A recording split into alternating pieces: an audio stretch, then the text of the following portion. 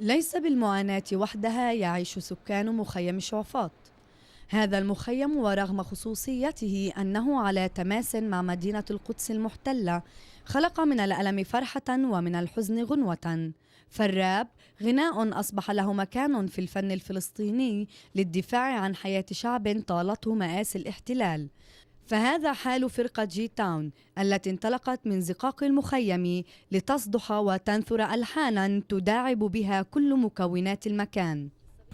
أهداف جي تاون كثيرة. أول إشي إنه إحنا طلعنا عشان الناس اللي مش طالع صوتها، هذا كان أهم إشي عنا، إنه نوصل فكرة الناس اللي ساكنة هون بالمخيم إنه مش بس إحنا ساكنين بالمخيم ومع الناس ثقافة أو بندرسش أو بس حياتنا كلها جدار ومحسوم وكل هاي الشغلات، لا، برضو إحنا بنغني، برضو إحنا بنحكي سياسيا، بنحكي عن قصص حب، بنحكي عن المخدرات، بنحكي عن كل شيء حوالينا.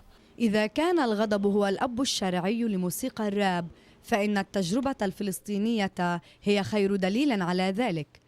ففرقة جي تاون والتي تضم 4 شبان وفتاة أبصرت النور لتعبر عن الواقع الفلسطيني والهوية المجروحة، إذ يرى فيها أعضاؤها فناً فلسطينياً للدفاع عن النفس.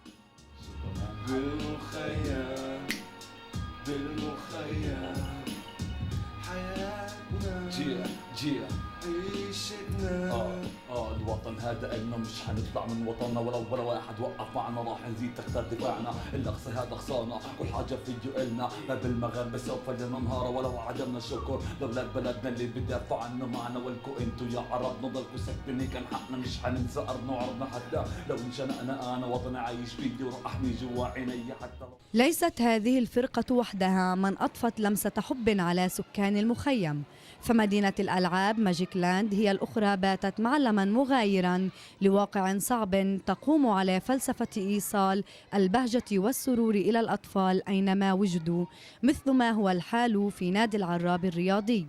بالنسبة لمدينة الملاهي ناخذ شقين، اللي هي صباحا بتكون حضانة، وهيك وفرنا حل للنساء، لأنه نادي العراب بيستقبل النساء صباحا، للنساء اللي عندهم أطفال صغار بحطوا أولادهم بالحضانة وبتوجهوا للنادي بسهولة من دون معيقات.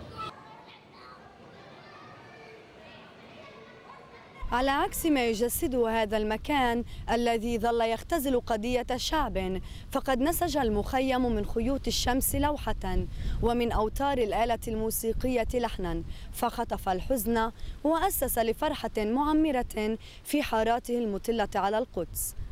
نوال حجازي، الفلسطينية، مخيم شعفاط.